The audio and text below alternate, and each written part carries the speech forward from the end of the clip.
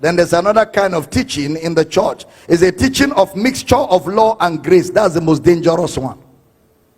Where you hear what they are preaching looks like grace, but it has law inside. The brand is grace. The content is law. See, I go to a Jesus church. The church has attended is Christocentric. Our pastor preaches Christocentric because they think Christocentric is a cliche. See, our pastor preaches Christocentric. It's just that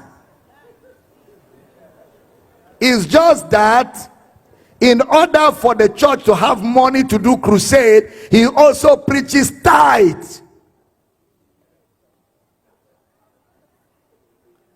He preaches Christ and he preaches tithe. And if you don't pay tithe, it will be tithe. And you call him Christocentric. One of the ways to know a Christocentric church is that the preacher is far from materialism. I don't care how Christocentric you are. If there is materialism coloring your message, you are not Christocentric. Materialism is when you preach that gain is godliness.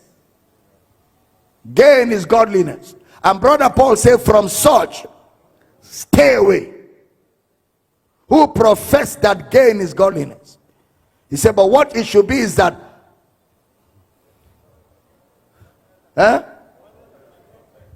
godliness, which is contentment, is great gain.